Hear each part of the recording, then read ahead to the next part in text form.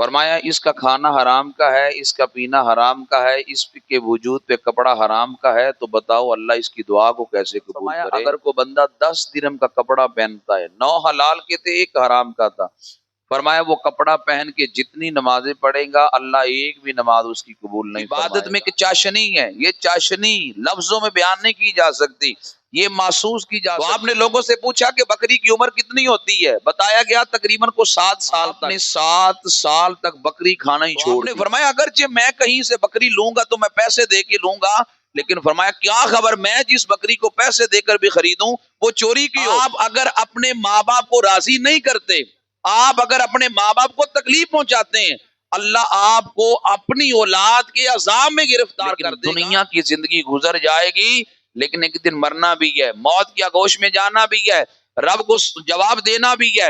کیا وہاں پہ بندہ رب کو منہ دکھائے گا کہ دنیا میں حرام کماتا رہا، دنیا میں حرام کھاتا اور دنیا میں 2 نمبری کرتا رہا؟ بھائی اس لیے جس بندے کو قبر یاد ہے وہ کبھی حرام نہیں کھائے گا، جو دن میں روزانہ آخرت کو یاد کرتا ہے وہ کبھی للچائی نظروں سے مال حرام کی جانب نہیں دیکھے گا۔ نبی کریم صلی اللہ علیہ وآلہ وسلم کا ارشاد گرامی ہے، نبی علیہ السلام نے ارشاد فرمایا لا يدخل الجنت جسد غدی بالحرام، فرمایا کہ جنت میں وہ جسم کبھی نہیں جا سکتا، وہ جسم جنت میں کبھی نہیں جا سکتا غدی بالحرام، جس کی پرورش حرام مال سے کی جائے، جس کے اندر حرام مال داخل کیا جائے، فرمایا وہ جسم جنت جانے کے لائق نہیں۔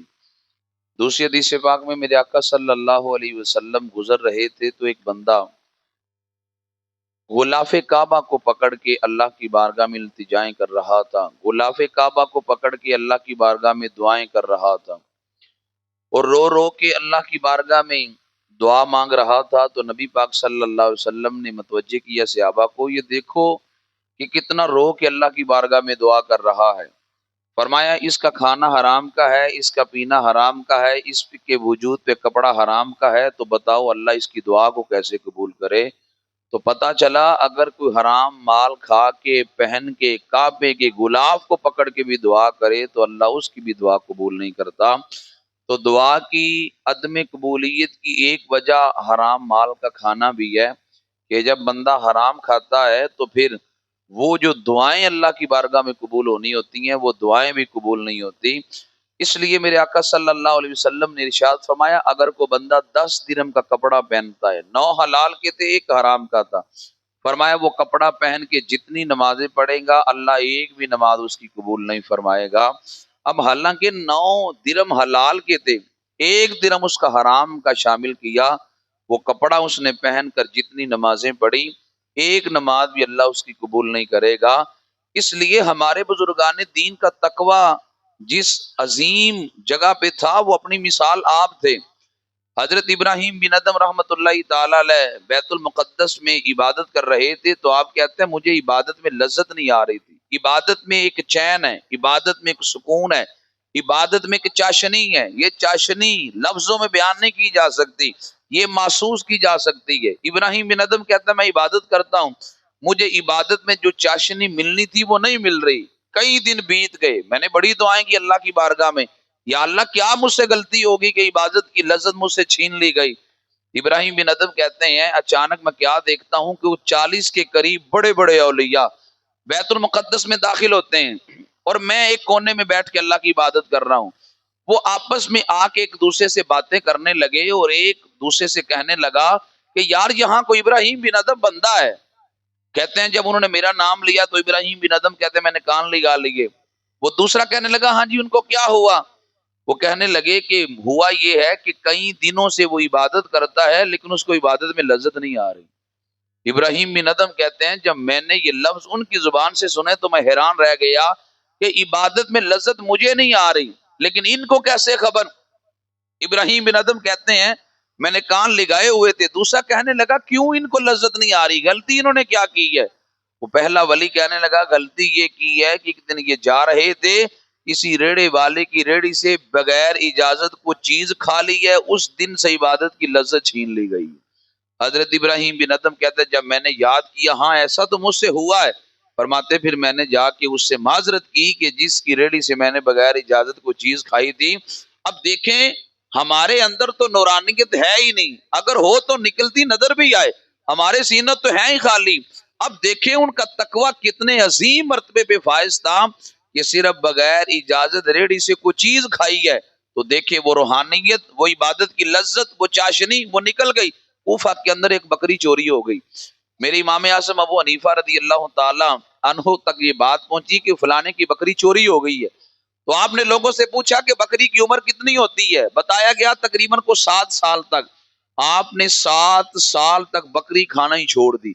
تو آپ نے فرمایا اگرچہ میں کہیں سے بکری لوں گا تو میں پیسے دے کے لوں گا، لیکن فرمایا کیا خبر میں جس بکری کو پیسے دے کر بھی خریدوں وہ چوری کی ہو، تو اس لیے میں اس کو بھی صحیح نہیں سمجھتا.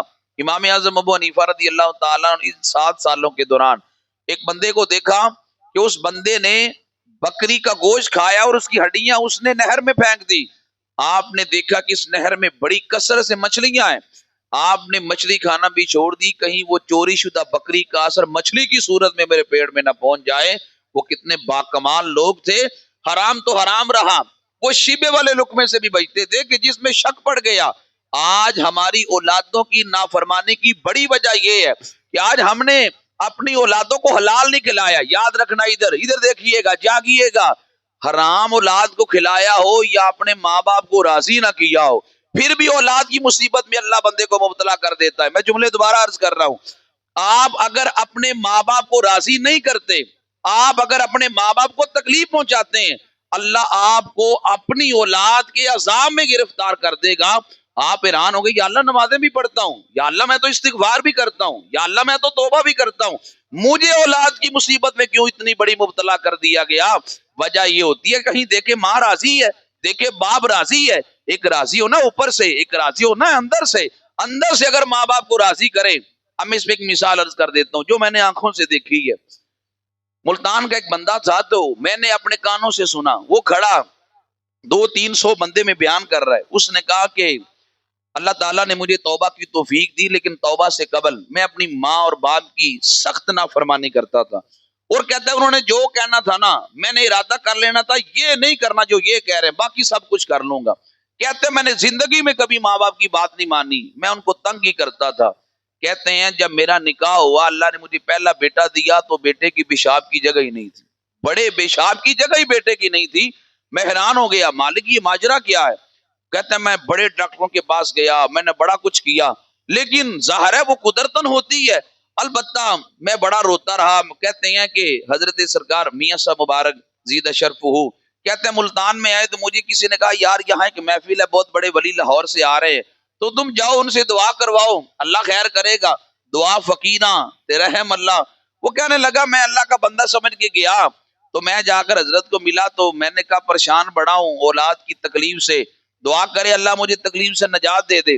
وہ بندہ کہتا ہے کہ جب میں نے حضرت سے کہا کہ آپ یہ دعا کریں تو کہتے ہیں انہوں نے نا یوں ہاتھ اٹھائے اور ہاتھ اٹھا کے چہرے پہ پھیر دیے، کہا اللہ خیر کرے گا. وہ کہتا ہے میں گھر میں گیا تو بیوی کہنے لگی کیا بیٹے کی دوائی لے کے آئے ہیں؟ میں نے کہا نہیں، کیا ہوا؟ وہ کہنے لگی کہ بیٹے نے صحیح جگہ سے پخانا کیا ہے.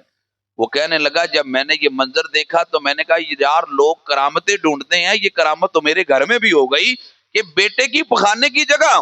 وہ کہتے ہیں میں بڑے بڑے ڈاکٹروں کے پاس گیا، انہوں نے مجھے کہا کہ یہ مسئلہ 10 لاکھ بچوں میں ایک بچے کو ہوتا ہے.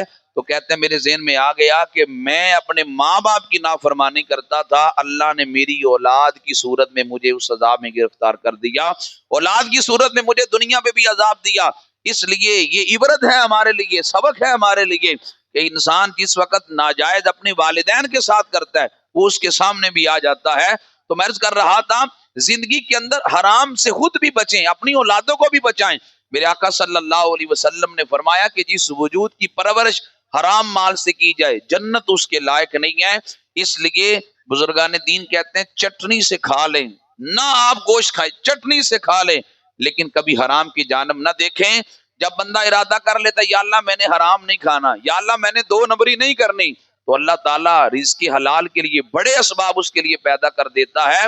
بعض کو میں نے خود آنکھوں سے دیکھا ہے، بعض اڑتا جاتا ہے تو زندہ چڑیا کا وہ شکار کر لیتا ہے. اللہ سے اس نے مانگا کہ یا اللہ میں نے حلال ہی کھانا ہے، میں نے مردار نہیں کھانا۔ اللہ نے طاقت دی، وہ اڑتے پرندے کا شکار کر لیتا ہے، اور یہ جو عل ہے کتنی بلندی پہ جاتی ہے لیکن شکار نہیں کر سکتی، حرام مانگا زمین پہ اتر کر مردار لے کے جاتی ہے۔ آپ اللہ سے جیسے مانگیں گے نا اللہ آپ کو ویسے دے گا، اور اگر آپ نے ارادہ کر لیا نہیں میں نے حرام ہی لینا ہے، حرام مل جائے گا۔ لیکن دنیا کی زندگی گزر جائے گی، لیکن ایک دن مرنا بھی ہے، موت کی آغوش میں جانا بھی ہے، رب کو جواب دینا بھی ہے۔ کیا وہاں پہ بندہ رب کو منہ دکھائے گا کہ دنیا میں حرام کماتا رہا، دنیا میں حرام کھاتا اور کھلاتا رہا، دنیا میں 2 نمبری کرتا رہا؟ بھائی اس لیے جس بندے کو قبر یاد ہے وہ کبھی حرام نہیں کھائے گا، جو دن میں روزانہ آخرت کو یاد کرتا ہے وہ کبھی للچائی نظروں سے مال حرام کی جانب نہیں دیکھے گا۔ اس لیے میرے آقا علیہ السلام نے فرمایا لا يدخل الجنت جسد غذی بالحرام، وہ بندہ جنت میں نہیں جا سکتا کہ جس کی پرورش حرام مال سے کی گئی ہو۔ حرام مال سے خود بھی بچیں، اپنی اولادوں کو بھی بچانا۔ بھینس بکریاں ذبح کی جاتی ہیں، کوئی بلی ذبح نہیں ہوتی، اور بلی ہر 3-4 ماہ کے بعد جب سوتی ہے تو 10-10 12-12 بچے دیتی ہے۔ بھینس 10 ماہ کے بعد سوتی ہے تو تقریباً زیادہ تر ایک بچہ دیتی ہے۔